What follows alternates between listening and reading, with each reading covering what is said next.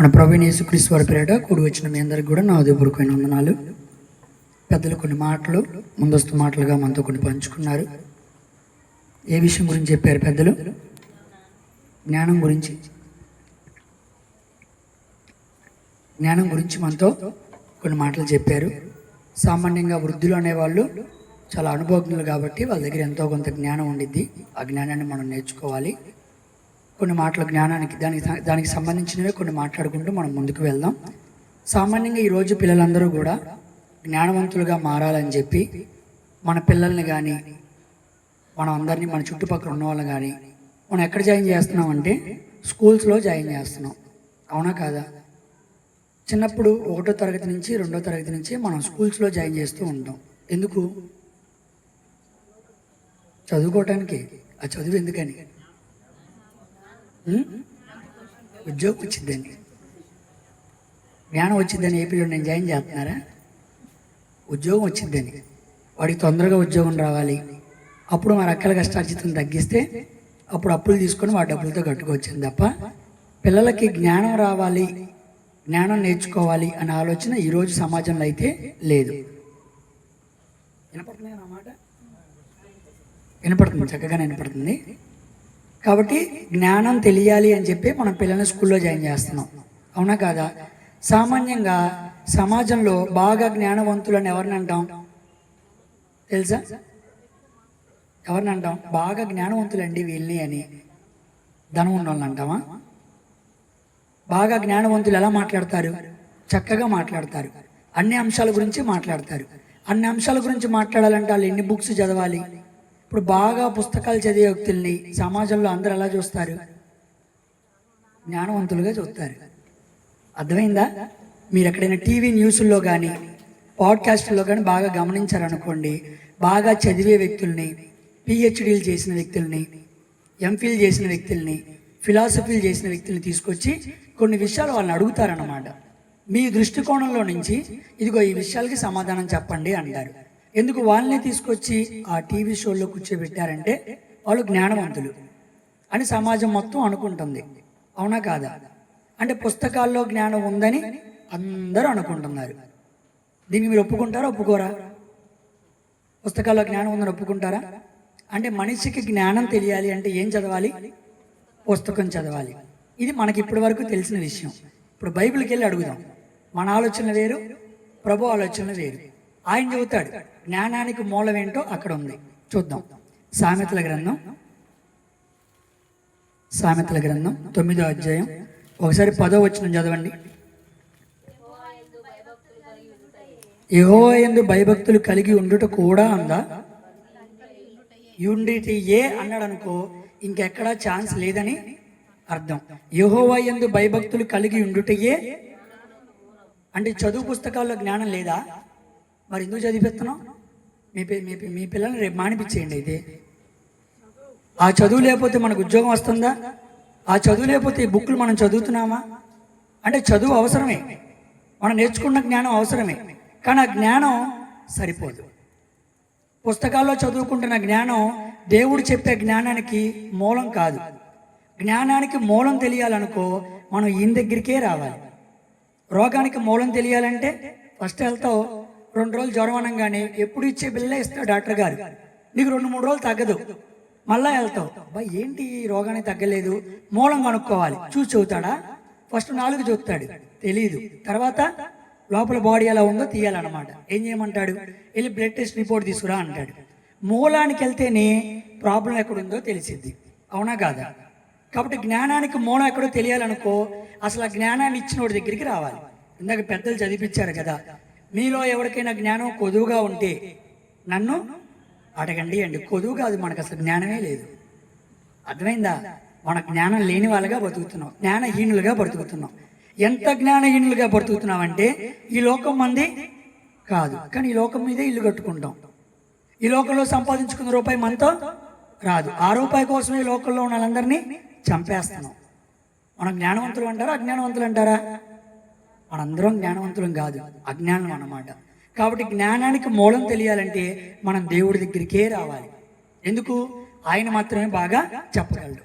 ఉదాహరణకి ఈ పోడియం గురించి ఎవరు బాగా చెప్పగలరు? ఈ పోడియం చేసినా మనిషి బాగా చెప్పగలడు. మరి మనిషిని చేసింది ఎవరు? దేవుడు. మనిషి గురించి తెలుసుకోవాలంటే, ఎదుటి మనిషిని అర్థం చేసుకోవాలంటే, ఎదుటి మనిషిని ప్రేమించాలంటే, ఎదుటి మనిషిని రక్షించాలంటే, అసలు ఎదుటి మనిషి ఎలా ఉంటాడు అని నీకు తెలియాలంటే నేను అనే మనిషిని కూడా ఎక్కడి దగ్గర రావాలి? దేవుడి దగ్గరికే రావాలి. ప్రతి మనిషికి జ్ఞానం రావాలి అంటే దేవుడి పాదాల దగ్గరికి వచ్చి, అయ్యా ఒక మనిషి ఎలా ఉంటాడు అని ఆయన దగ్గరికి రావాలి. అప్పుడు చెబుతాడు జ్ఞానం. మనిషి అంటే మనిషి కాదు, మట్టి కాదు, మనిషిలో ఏముంది? ఆత్మ ఉంది అని చెబుతాడు. అదే నువ్వు బయట పుస్తకాల్లో చదువుకున్నావు అనుకో, ఆ ఆత్మను ఏమంటారు? గాలి అంటారు. అర్థం కాదు. ఈరోజు మరణం చదువు పుస్తకాలకు అర్థం కావట్లేదు, దేవుడి జ్ఞానానికే అర్థమైంది. ఎందుకంటే పెట్టింది ఆయన కాబట్టి. మనిషిని పుట్టించింది ఆయన, మనిషిని చంపేస్తుంది పుట్టినవాడు. ఎందుకు గిట్టాలి? పెట్టాడు క్రమం ఒకటి, అది ఆయన్ని అడగాలి. అలా ప్రతి దానికి ప్రశ్న మనం వేసుకుంటే సమాధానం ఎవరు ఇవ్వాలి? దేవుడే ఇవ్వాలి. దేవుడే ఇవ్వాలి. ఎందుకంటే ఆయనే జ్ఞానం కాబట్టి. ఆ జ్ఞానాన్ని మనకి పెట్టి పుట్టించాడు అన్నమాట. తెలుసా? ఒక నీతి విషయం కానీ, న్యాయ విషయం కానీ, యథార్థత విషయం కానీ, బుద్ధి కానీ, మీకు ఇంకా చాలా చెప్పాలంటే మీరు అనుకున్నా అనుకోపోయినా ఎన్నో పదాలు మనం డైలీ మాట్లాడుకుంటూ ఉంటాం, కానీ ఆ మాటలకి చాలా అర్థాలు ఉంటాయి. ఉదాహరణకి బుద్ధి, జ్ఞానం, తెలివి, వివేచన, ఈ పదాలన్నీ కూడా కాదు. ఈ పదాలన్నిటికీ చాలా తేడా ఉంది. అర్థమైందా? దేవుని చిత్తం అయితే ముందు రోజుల్లో మనం మాట్లాడుకున్నాం. బుద్ధి వేరు, జ్ఞానం వేరు, తెలివి వేరు, వివేచన వేరు. తెలుసా? కాబట్టి అన్నిటికీ మూలం ఏంటంటే జ్ఞానం. ఆయన దగ్గరికి వస్తేనే తెలిసింది. ఆయన దగ్గరికి రాకపోతే ఎవరికీ తెలియదు. జ్ఞానం తెలుసుకుంటేనే మనిషి ఎలా బతకాలో సమాజంలో అర్థమైంది. ఈరోజు సమాజంలో చాలా మంది నేర్చుకుంటున్నారు, గొప్ప గొప్ప చదువుకున్న వాళ్ళు ఉన్నారు. వాళ్ళకి మరణం గురించి తెలియదు అనుకోండి, మరణం తర్వాత ఏముండిద్దో తెలియలేదు అనుకోండి, ప్రయోజనం ఏముంది? శరీరానికి సంబంధించిన జ్ఞానం ఉండిద్ది, ఆత్మకి సంబంధించిన జ్ఞానం కూడా ఉండిద్ది. ఇందాక పెద్దలు చదివిపించి చెప్పింది అది. పైనుంచి వచ్చే జ్ఞానం ఒకటి ఉంది, ఆ జ్ఞానం లోకంలో ఉన్న వాళ్ళకి తెలియదు. అది పైనుంచి వచ్చిన పైన దేవుడు మాత్రమే చెప్పాలి. పైన ఉంది ఆయనే కదా, ఆయన పంపించిన జ్ఞానం కదా. ఆయన భూమి మీదకి ఎవరిని పంపించాడు? యేసుక్రీస్తు వారిని పంపించాడు. ఒక్క మాటలో బుద్ధి, జ్ఞాన, సర్వ సంపదలు ఎవరి దగ్గర ఉన్నాయి? ఇప్పుడు చెప్పండి, మీకు జ్ఞానం కావాలంటే ముందు మీరు ఎవరిని ఎతకాలి? అంతే. తెలుసా? ఒక్కసారి మీ జీవితాల్లో యేసుక్రీస్తు అనే మనిషిని మీరు దగ్గర పెట్టుకొని, ఏంటి మనిషిలా బ్రతికాడు? డబ్బు సంపాదించుకోవచ్చు, ఆస్తిని సంపాదించుకోవచ్చు, కోపాలు, రాగ ద్వేషాలు పెట్టుకోవచ్చు, కుళ్ళు, కుతంత్ర ద్వేషాలు పెట్టుకోవచ్చు, మనుషుల్ని చంపొచ్చు, ఎన్నైనా పెట్టుకోవచ్చు. కానీ వాడు అన్నిటికీ విభేదంగా ఎందుకు మనిషి ఇలా బ్రతికాడు? తక్కువ ఆయుష్కాలంలో అందరినీ ప్రేమిస్తూ, అందరినీ సహిస్తూ, తన చుట్టూ ఎంతోమంది మోసం చేసే వాళ్ళు ఉన్నప్పటికీ వాళ్ళందరినీ భరించుకుంటూ ఎందుకు వెళ్ళాడు అనే విషయాన్ని మీరు బాగా స్టడీ చేస్తే మీకు యేసుక్రీస్తు వారు అర్థం అవుతారు. ఆటోమేటికల్లీ మీకు ఏమర్థమైపోయింది? యేసుక్రీస్తు వారు అంటే ఎవరని చెప్పారు ఇందాక? యేసుక్రీస్తు వారు బాగా అర్థమైతే మీకు ఏమర్థమైంది? జ్ఞానం అర్థమైపోయింది. మీరు ఎక్కడెక్కడికో వెళ్ళాల్సిన పనుల, పిహెచ్డీలు, ఎంఫిల్లు చేయాల్సిన పనుల, ఒక్క ప్రభువుని అర్థం చేసుకోండి చాలు. చాలా మందికి ఆయన అర్థం కాల. తెలుసా? ఆయన భూమి మీదకి వచ్చినప్పుడు చాలా మందికి ఆయన అర్థం కాల. ఈయనంటి పాపులతో కూర్చుంటాడని చెప్పి కొంతమంది షాక్ అయిపోయారు. ఈయనంటి వాళ్ళతో తింటాడని చెప్పి కొంతమంది షాక్ అయిపోయారు. ఈయన మాటలేంటి అంతెందుకు, ఆయన మాట్లాడుతున్నప్పుడు ధర్మశాస్త్ర ఉపదేశకులు, పరిసయ్యులు, సద్దూకాయలు అందరూ ఏమైపోయారు? ఈయనేంటి ఇలా మాట్లాడుతున్నారు? అసలు ఆయన పక్కన పెట్టండి, ఆయన దగ్గర కనీసం 3.5 సంవత్సరాలు మాత్రమే చదువుకున్నారని కూడా కాదు, బాగా అర్థం చేసుకున్నారు అంతే. 12 మంది శిష్యులు. వాళ్ళు వెళ్ళిపోయిన తర్వాత ఈరోజు సమాజంలో ఎంత జ్ఞానాన్ని చెప్పారు. వాళ్ళు మాట్లాడుతున్నప్పుడు ఎవరైనా గొప్ప వాళ్ళు వచ్చి ఆయనతో మాట్లాడగలిగారా? యేసుక్రీస్తు వారి జ్ఞానం పక్కన పెట్టండి, ఆయన దగ్గర నేర్చుకున్న వారి జ్ఞానానికే సరితూగలేకపోయారంటే అంత గొప్ప జ్ఞానం ప్రభు దగ్గరే ఉంది. కాబట్టి మన పిల్లలకి చదువు ఎలా నేర్పిస్తున్నామో ఈ జ్ఞానం కూడా మనం అలాగే నేర్పించాలి. అర్థమైందా? కానీ ఈరోజు సమాజంలో పిల్లలకి పెట్టేంత చదువు ఖర్చులు దీనికి అవదు. ఈరోజు వెస్ట్బెరీ స్కూల్ తెలుసా మీకు? బురిపాలెంలో నర్సరీకి ఎంత తీసుకుంటారో తెలుసా? 1 lakh తీసుకుంటారు. ఊరి ఆంకని అడిగిన తర్వాత వెళ్ళేటప్పుడు మీకు అన్ని డీటెయిల్స్ చెప్పింది. అర్థమైందా? కాస్త దిగొచ్చామనుకోండి సెయింట్ జాన్స్లో 70 తీసుకుంటారు. అది కాదన్నా అనుకోండి ఎరునికేతన్లో 30 తీసుకుంటారు. ఇదేమి కాదన్నా గవర్నమెంట్ స్కూల్లో ఫ్రీగా చదువుతారు. తెలుసా? అలాంటి జ్ఞానం వ్యర్థమైపోయింది. భూమి మీద మనిషి బ్రతకటానికి మాత్రమే ఆ జ్ఞానం ఉపయోగపడింది. అయితే ఆ జ్ఞానంతో నువ్వేం చేయాలి? తెలివి వివేచనతో అర్థం చేసుకొని దేవుణ్ణి వెతకలాలి. దేవుడు ఎంత గొప్పవాడంటే భూమి మీద తన జ్ఞానాన్ని పెట్టి ఇది చూస్తూ నన్ను అర్థం చేసుకో, ఇది చూస్తూ నన్ను తెలుసుకో అన్నాడు. తెలుసా, కన్నుకి కనపడుతున్న సూర్యుడు, చంద్రుడు, భూమి మీద ఉన్న ప్రకృతి అంతా వేస్ట్ కాదు, దేవుడి ఆలోచనతో వచ్చింది. ఎన్ని గాలిలు, ఏమన్నా ఎప్పుడు వెలిగే బల్బు ఉండిద్దా? ఏదో రోజు బల్బు. ఎన్ని బల్బుల్లో ఎన్ని రకాలు ఉన్నాయి తెలుసా? ఫ్లోరెసెంట్ బల్బ్ అంటారు, ఎల్ఈడి బల్బ్ అంటారు, కాంపాక్ట్ బల్బ్ అంటారు. ఏంటి చిన్న వెలుగునివ్వటానికి ఇంతమంది వ్యక్తులు ఇన్ని బల్బులు కనుక్కుంటే ఇలా జ్ఞానానికి మించిన జ్ఞానంతో ఎప్పటి నుంచి ఉంటుందండి ఆ సూర్యుడు, చంద్రుడు ఎప్పటి నుంచి ఉంటున్నాడు? అసలు ఒక్కసారి మీరు ఆలోచన చేస్తే ఆయన జ్ఞానాన్ని మనం ఆలోచనే చేయలేం. ఆయన జ్ఞానంతో మనకి పనికిరాం. ఒకనాడు ఒక భక్తుడు దేవుడు జ్ఞానాన్ని ప్రశ్నించాడు. యోబు గారు, జ్ఞానం నాకు చెప్పు, నాకెందుకు ఇలా జరిగింది? నేను బాగానే బ్రతుకుతున్నాను, మంచిగానే బ్రతుకుతున్నాను, నా కుటుంబం అన్యాయం అయిపోయింది, నా బిడ్డలు చనిపోయారు, నా ఆస్తి పోయింది. దేవుడి పరీక్షా కాలాన్ని గ్రహించలేక దీనికి సమాధానం చెప్పు అనగానే దేవుడి కిందకు వచ్చి సమాధానం చెప్పాలి, కానీ సమాధానం చెప్పలా. భూమి మీద కొన్ని ప్రశ్నలు అడిగాడు. తెలుసా, యోబు గ్రంథంలో ఉండిద్ది అవన్నీ కూడా. ఆ ప్రశ్నలను అడిగితే ఆ ప్రశ్నలకి సమాధానాలు చెప్పడానికి ఒక డిస్కవరీ ఛానల్ వచ్చింది. తెలుసా మీకు? డిస్కవరీ ఛానల్ అంటే మన పిల్లలకి ఏం చదువుతాం? టీవీ సీరియల్స్, కార్టూన్ బొమ్మలు చూస్తున్నప్పుడు అరే అవన్నీ ఆపరా, డిస్కవరీ ఛానల్ పెట్టుకో అంటాం. ఎందుకు? జ్ఞానం పెంచుకుంటాడని. అవునా కాదా? మరి మీరు చెప్పారో లేదో నాకు తెలియదు, అలా చూస్తున్నారు. ఇప్పుడు డిస్కవరీ ఛానల్ చూసే పిల్లలు లేరులే, అసలు అది తెలియదు కూడా తెలియదు. పాత వాళ్ళకి తెలిసి ఉండిద్ది. డిస్కవరీ ఛానల్ ఒకటి ఉండిద్ది, నేషనల్ జియోగ్రఫిక్ ఛానల్ ఒకటి ఉండిద్ది, టిఎల్సి ఛానల్ ఒకటి ఉండిద్ది. తెలుసా? ఇంకా మీరు షాక్ అయ్యే విషయం చెప్పనా? ఆ దేవుడు వచ్చి యోబు గారితో 77 ప్రశ్నలు వేస్తాడు యోబు గ్రంథం 42వ అధ్యాయంలో. తెలుసా? ఆ ప్రశ్నలకి సమాధానాలు చెప్పడానికే ఇంటర్నేషనల్ ఛానల్స్ని ఏర్పాటు చేశారు. దాంట్లో పెద్ద పెద్ద చేపల గురించి ఉండిద్ది, దానికి ఎలా చేశాను, దీనికి ఇలా చేశాను ఉండిద్ది. కాకి పిల్లలకి అన్నం పెట్టాను నేనే అంటాడు. కాకి పిల్లలకి అన్నం పెట్టింది ఆయన, ఎలా పెట్టాడు? ప్రశ్న. కాకి పిల్లల్ని తీయడానికి కెమెరా తీసుకెళ్లారు, ఎలా వస్తుంది అని చెప్పి. అలా వచ్చినాయి. ఏంటి? ఆయన ప్రశ్నిస్తే ఒక్క ప్రశ్నకు కూడా, ఒక్కటంటే ఒక్కటికి కూడా యోబు గారు సమాధానం చెప్పలేక, అయ్యా మితి మీరి నా జ్ఞానానికి మించి నువ్వెవరో తెలియకుండా నోరి జారి నిన్ను ప్రశ్నించాను, నన్ను క్షమించు, బుద్ధికి ముంచిన మాటలు మాట్లాడాను అని యోబు గారు తను చేసిన తప్పుని తెలుసుకుంటారు. అంత జ్ఞానానికి అధిపతి అయిన దేవుడి జ్ఞానాన్ని 66 పుస్తకాల్లో మన చేతుల్లో మన దగ్గర పెడితే దీన్ని చదివే వాళ్ళు ఎంతమంది ఉన్నారు? ఏ తల్లి కూర్చోబెట్టుకుని ఒక బిడ్డకి 10 నిమిషాల వాక్యం చదువుతుంది ఈ రోజుల్లో? కానీ 8 గంటల క్లాస్ చెప్పిస్తున్నాం. పొద్దున 4 అవర్స్, సాయంత్రం 4 అవర్స్. ఈరోజు 1వ తరగతి పిల్లోడు బుక్ మనం తీసుకొని చూస్తే అవి నాకు రావండి. నేను సైన్స్ క్లాసులు చదువుతున్నా ఇన్స్టిట్యూట్లో, అవి నాకు రావు. అంత గొప్పగా డిజైన్ చేస్తున్నారు. అంత జ్ఞానాన్ని పిల్లలకి ఎక్కడానికి ప్రయత్నం చేస్తున్నాం మనం. అది ఎంతవరకు పనికొచ్చింది? వాడికి చావు వరకే పనికొచ్చింది. కన్ను మూస్తే వాడు రేపు వెళ్ళాల్సింది ఎక్కడికి? దేవుడి దగ్గరికి. అలాంటి జ్ఞానాన్ని నా పిల్లలకి చెప్పడానికి నేనెంత జాగ్రత్త పడాలి, ఎంత ఒళ్ళు దగ్గర పెట్టుకొని నేర్చుకోవాలి, రాకపోతే ఎవరి దగ్గరికి వెళ్ళాలి, అయినా నా పిల్లలకి నేర్పించాలి అని తల్లాడుంది, తండ్రాడున్నాడు. అన్ని జాగ్రత్తగా చేసుకుంటున్నాను, గడిచింది అనుకుంటున్నారా? నీ గర్భఫలాలను రేపు దేవుళ్ళు ఎక్కడ అడుగుతాడు? ఆషామాషి అనుకుంటున్నారా?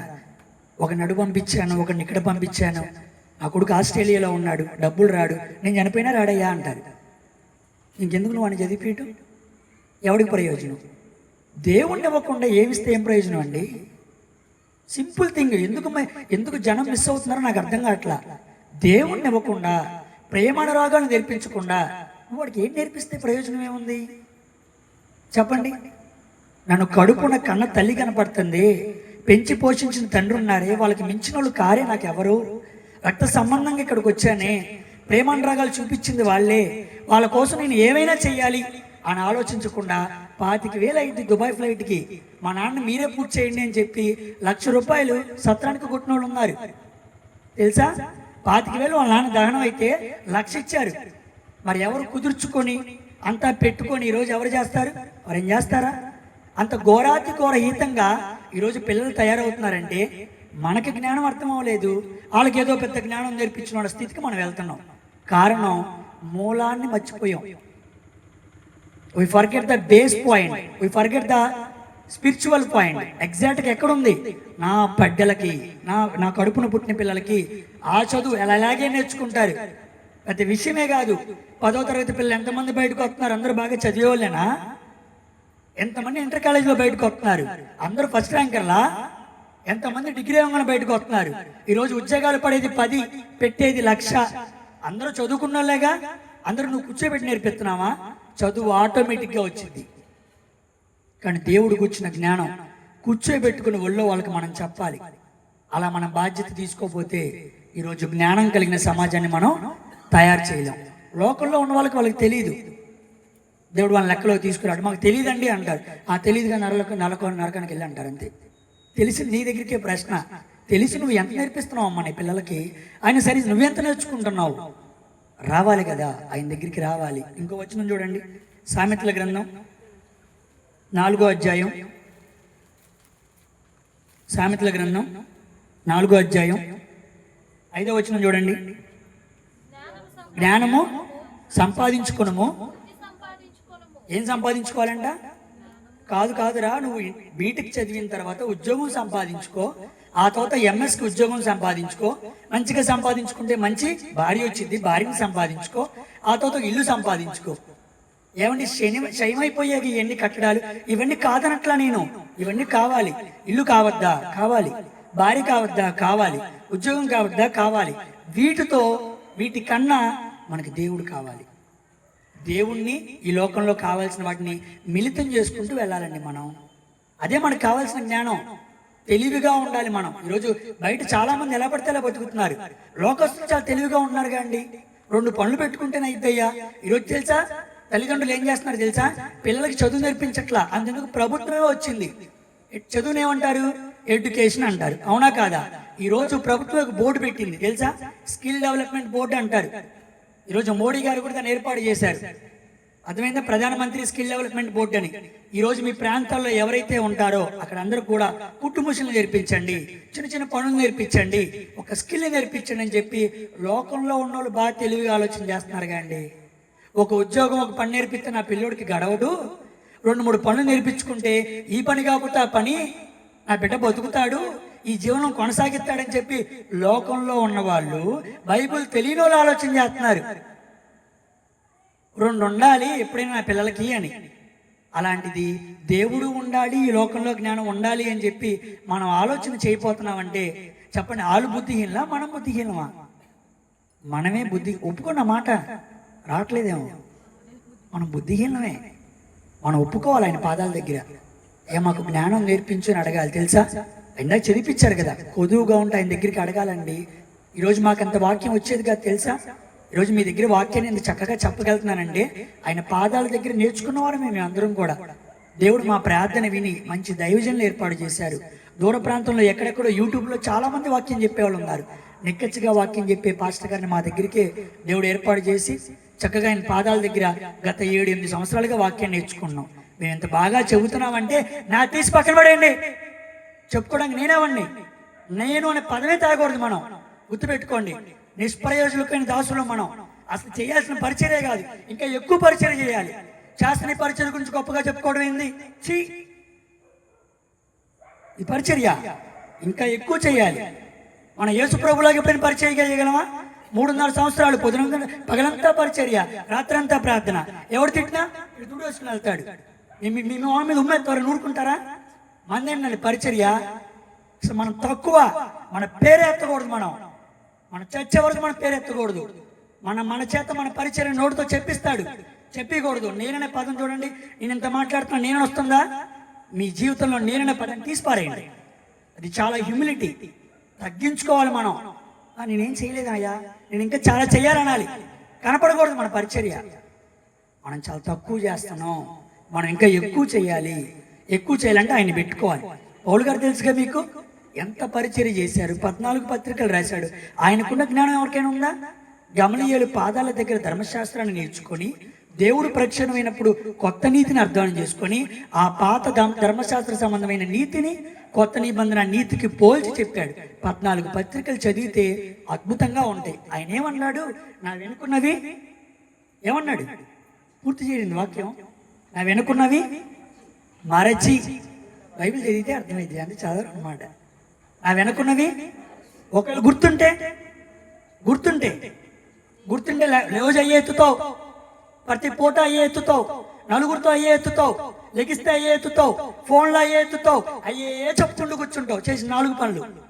కానీ వెనకున్నవి మరిచావు అనుకో, వెనకాలేమి లేవేంది, నేనేం చేయలేదని చెప్పి చేస్తావు అనమాట.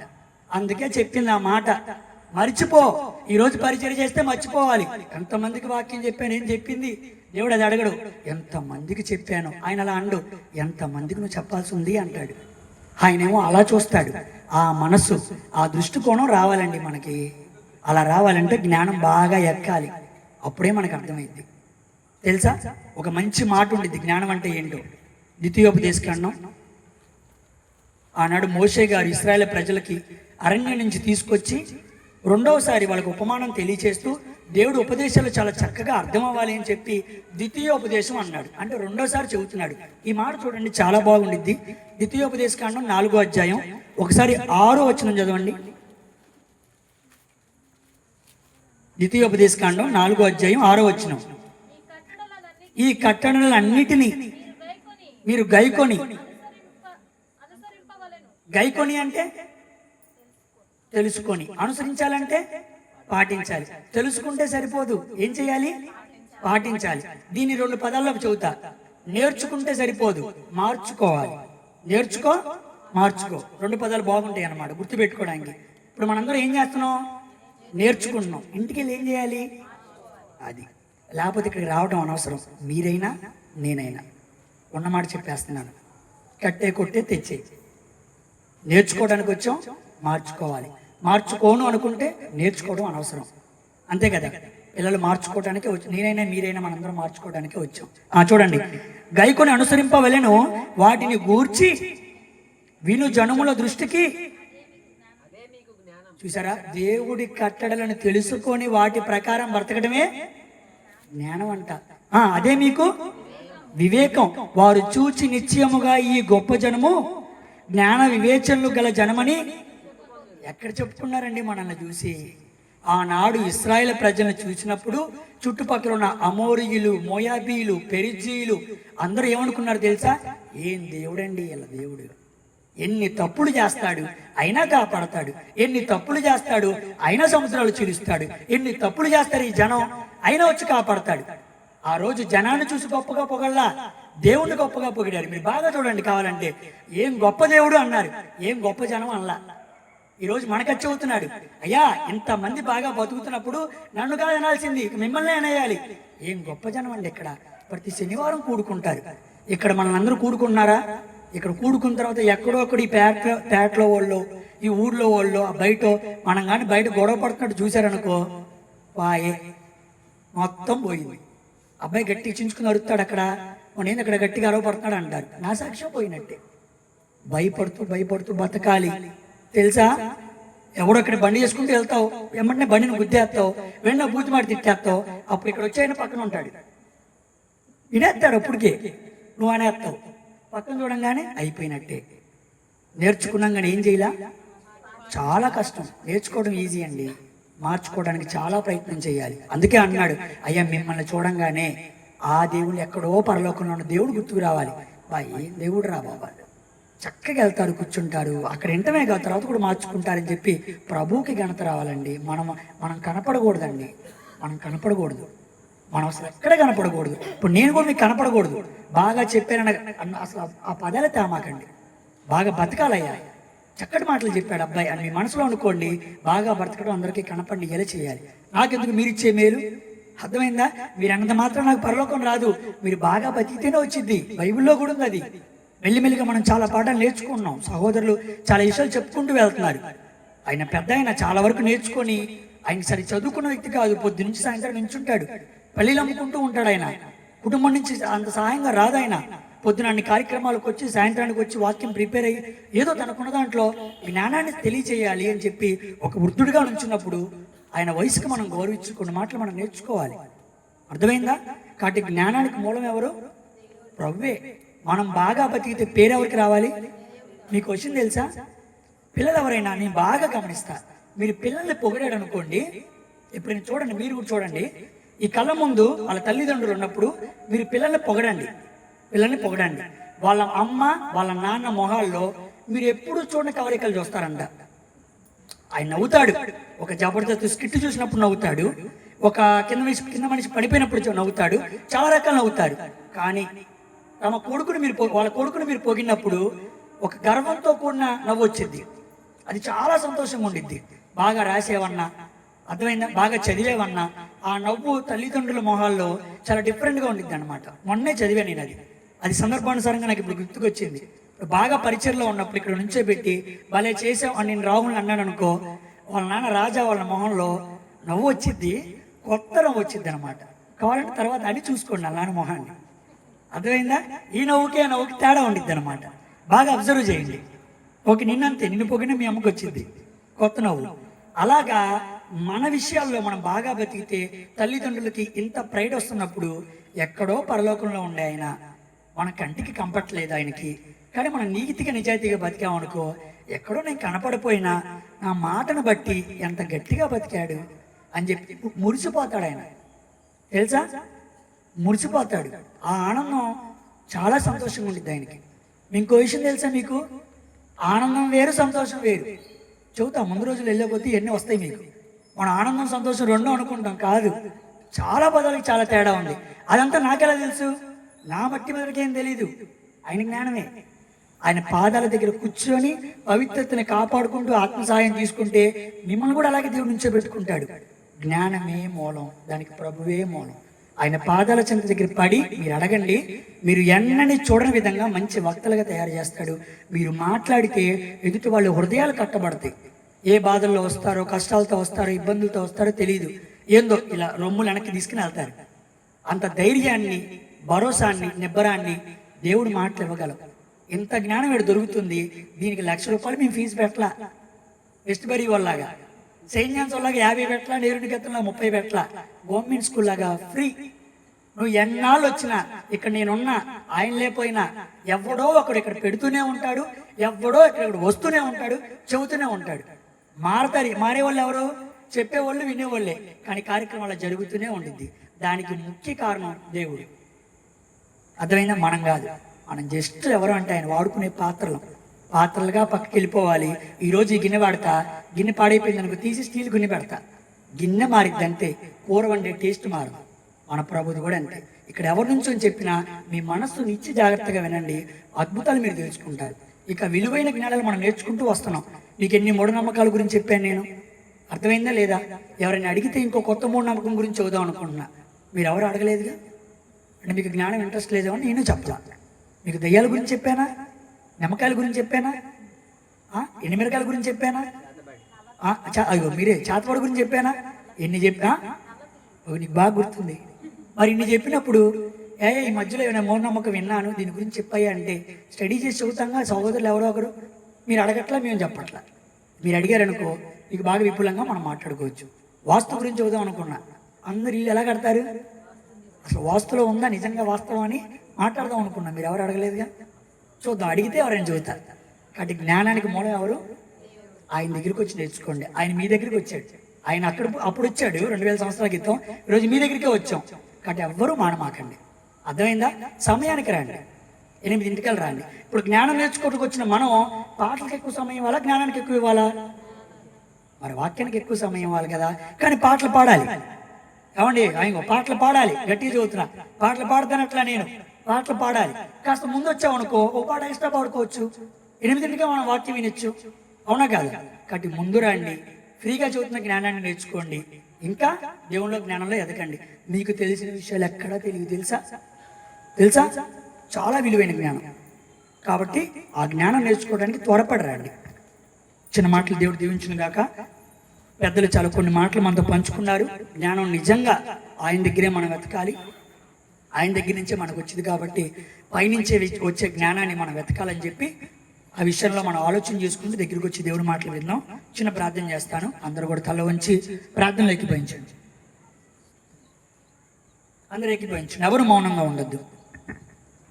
కృప కలిగిన తండ్రి, జీవం కలిగిన ఆయన, మహాపరిశుద్ధుడైన మా ఆత్మల కన్న తండ్రి, సకల చరాచర జగత్తును అందున్న సమస్తమును మీ మహత్వ గల మాట చేత, మీ ప్రజ్ఞా వివేకముల చేత, మీ విలువైన జ్ఞానము చేత, ఎవరికీ తెలియని మహోన్నతమైన జ్ఞానము చేత ఈ సర్వసృష్టిని సృజించి మమ్మల్ని భూమి మీద నివసింపచేస్తున్న మా ఆత్మల కన్న తండ్రి, మీ ఘనమైన ఉన్నతమైన శ్రేష్టమైన నామానికి మా ప్రభువైన యేసుక్రీస్తు వారి పేరట ఈ సాయంకాలమున వందనాలు, స్తుతులు, స్తోత్రాలు మీకు తెలియజేసుకున్నాం నాయన తండ్రి. ప్రతి శనివారాన్ని సాయంకాల సమయంలో మీరు మాకు దీవించి కొద్ది మందిగా ఈ ప్రాంతంలో కూడుకొని జ్ఞానానికి మించిన మాటలు, జ్ఞానానుసారమైన మాటలు, వివేక సంబంధమైన మాటలు ఎన్నో మీరు మా కోసం రాయించిన పరిశుద్ధ గ్రంథం జ్ఞాన గ్రంథంలో నుంచి కొన్ని మాటలు ఆలోచించడానికి మీరు ప్రతి ఒక్కరిని ప్రేరేపిస్తున్నారు. ఎంతో మంది బోధకులు మీరు రేపుతున్నారు, మంచి ఆలోచనలు ఇచ్చి ఇక్కడ నిలబెట్టుకొని మీరు మాట్లాడుతున్నారు నాయన. ఈరోజు కొన్ని మాటలుగా మా మధ్యలో ఉండి పెద్దలుగా ఉండి కొన్ని మాటలు అందించిన దావీదు గారిని మీరు జ్ఞాపకం చేసుకోండి నాయన. బిడ్డని బలపరచండి, దీవించండి. ఇంకా మీ వాక్యాన్ని లోతుగా ఆలోచన చేసి సమాజానికి విలువైన మాటలు అందించే బిడ్డగా మీ పరిచర్లో వాడుకోమని కోరుకుంటూ, తదనంతగా కొన్ని మాటలు అందించడానికి వచ్చిన నన్ను కూడా మీరు జ్ఞాపకం చేసుకోండి అయ్యా. ప్రజలు మీ వారు, వాక్యము మీది, మీ మాటలు మీ ప్రజలకు అనిపించడానికి జస్ట్ పాత్రగా మీరు మమ్మల్ని వాడుకున్నారు నాయన. ఇంకా విలువైన పాత్రలుగా ప్రతి ఒక్క సహోదరిని వాడుకొని మంచి మాటలు ఆ ప్రజలకు అందించమని కోరుకుంటూ, జ్ఞానానికి లోకంలో అనేక పుస్తకాలు ఉన్నా దానికి మూలం మీరేనని, ఆ జ్ఞానమైన మూలాన్ని మీ ప్రభు, మీ ప్రియకుమారుని యేసుక్రీస్తు వారిని మా మీద ప్రభువుగా పంపించి ఆయన్ని చూస్తే జ్ఞానం అంటే ఏంటో మీకు అర్థమైపోయిద్దని, ఆయన ప్రకారంగా బ్రతికితే మేము కూడా జ్ఞానవంతులుగా మారతామని ఒక చిన్నపాటి మాదిరిని మా ముందు ఏర్పాటు చేసి మీరు వెళ్ళిపారు నాయన. ఆ ప్రభువారి మాదిరి ఈరోజు మాకు 66 పుస్తకాల్లో కనపడుతుంది. వాటి ప్రకారంగా మేము బ్రతకడానికి, మా జీవితాన్ని సరి చేసుకోవడానికి మేము మాత్రమే కాదు, తండ్రులుగా, తల్లులుగా, పెద్దలుగా ఉన్న మేమందరం కూడా, అన్నలుగా, చెరువులుగా ఉన్న మేమందరం కూడా మా తర్వాతి సమాజానికి, మా తర్వాతి తరాలకి, మా పిల్లలకి కూడా ఈ జ్ఞానాన్ని తెలియజేస్తూ లోక జ్ఞానంతో పాటు దేవుడి జ్ఞానానికి ఒక మంచి పునాది, మంచి మెట్టును వేయటానికి ప్రతి తల్లికి, ప్రతి తండ్రికి మంచి ఆలోచన మీరు అనుగ్రహించండి. ఈ జ్ఞానం కొంతవరకే వచ్చింది, మీ జ్ఞానం జీవితాంతం ఉండి నిత్య జీవానికి నడిపించింది అనే విషయాన్ని ఏమాత్రం మర్చిపోకుండా వాటి కోసం మంచి పునాదులు వేసుకుంటూ ముందుకు వెళ్ళే భాగ్యాన్ని ప్రతి ఒక్కరికి అనుగ్రహించి మనం కోరుకుంటూ, ఇక్కడ పరిచర్య జరగటానికి మరి ముఖ్యంగా రాజా అన్న కుటుంబాన్ని మీరు జ్ఞాపకం చేసుకోండి. ఆ కుటుంబంలో ఉన్న మరి ఆయనకి ఇచ్చిన సాటి అయిన సహాయాన్ని బిడ్డల్ని మీరు జ్ఞాపకం చేసుకోండి. మంచి ఆలోచనలు, కుటుంబం అంతా కూడా సమిష్టిగా ఐక్యత కలిగి సమాధానంతో ఈ కార్యక్రమం చేయడానికి పురుగొల్పి నడిపించమని కోరుకుంటూ, మరి ఆ బిడ్డకి సహాయాలుగా చుట్టుపక్కల ఎంతో మంది కుటుంబీయులు సహకారులుగా ఉన్నారు. మీరు పని చేసిన వారిని, సహకారుల్ని అందరినీ కూడా జీవగ్రంథంలో రాసుకుంటారని మీ వాక్యం ద్వారా సెలవిచ్చిన మాటని జ్ఞాపకం చేసుకుంటూ, అందరినీ జ్ఞాపకం చేసుకుంటూ వాళ్ళని బలపరచండి. వాళ్ళ కుటుంబాల్లో, వాళ్ళ జీవితాల్లో ఎటువంటి కష్టాలు, ఇరుకులు, ఇబ్బందులు ఉంటే తీసేయమని ప్రార్థించట్లేదు కాదు నాయన. వాటిని ఎదుర్కొనే గొప్ప సామర్థ్యాన్ని, శక్తిని ఆ బిడ్డలకు అనుగ్రహించి జయించిన వారై ఈ సింహాసనంలో కూర్చునే గొప్ప భాగ్యాన్ని అనుగ్రహించమని కోరుకుంటూ, ఎవరైతే బిడ్డలు వచ్చారో వాళ్ళని జ్ఞాపకం చేసుకోండి. వాళ్ళు ఏ మనసుతో వచ్చారో నాకైతే తెలియదు కన్నైనా, వారికి కావాల్సిన శరీర సంబంధమైన, ఆత్మ సంబంధమైన ప్రతి ఆశీర్వాదాన్ని మీ చిత్తానుసారంగా వారికి అనుగ్రహించమని కోరుకుంటూ, నూతనంగా వచ్చిన వారిని జ్ఞాపకం చేసుకోండి, వస్తూ మానేసిన వారిని జ్ఞాపకం చేసుకోండి. వాళ్ళందరినీ కూడా తిరిగి ఈ ప్రాంతానికి రప్పించి దేవుని జ్ఞానాన్ని వినే గొప్ప భాగ్యాన్ని అనుగ్రహించమని కోరుకుంటూ, అదేవిధంగా ఎవరైతే వాక్యాన్ని చెప్పడానికి సిద్ధపడుతున్న సహోదరులు ఉన్నారో వాళ్ళందరూ కూడా ఇంకా లోతుగా ఆలోచన చేసుకుంటూ, బోధ విషయమై జాగ్రత్త పడుతూ, మంచి పాఠాలని సమాజంలోకి తీసుకువెళ్ళే అంత గొప్ప భాగ్యాన్ని, గొప్ప ఆధిక్యతను వాళ్ళందరికీ అనుగ్రహించమని కోరుకుంటూ, ఇక్కడ వరకు జరిగిన ప్రతి కార్యక్రమాన్ని మీ హస్తాలకు అప్పగించుకుంటూ, అయ్యా మేమందరం కూడా రేపటి దినాన పునరుద్ధాన దినమున మేమందరం కూడా కూడుకొని మిమ్మల్ని ఆరాధించుకునే గొప్ప భాగ్యాన్ని మాకు అనుగ్రహించమని కోరుకుంటూ, ఇప్పటి వరకు అందించిన శరీరాహారానికి మరి తోడుగానైనా కొంతమంది బిడ్డలు వాళ్ళ కష్టాజీతంలో కొంత భాగాన్ని ఇచ్చి కొంత అల్పాహారాన్ని సిద్ధపరచుండగా అల్పాహారాన్ని జ్ఞాపకం చేసుకోండి.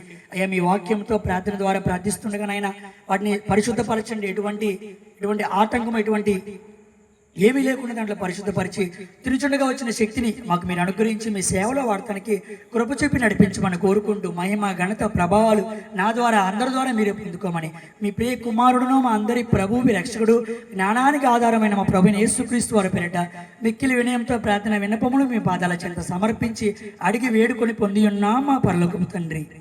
ఆమేన్. మంచిదండి, చక్కగా దేవుడి మాటలు విన్నారు. మరి సమయానుకూలంగా వచ్చి ఇంకొన్ని మాటలు వింటూ మనం ఇలాగే పరిచయలో ముందుకు వెళ్దాం. అందరికీ వందనాలు. ఈ సమయాన్ని అధ్యక్షుల వారికి అప్పగిస్తున్నాను.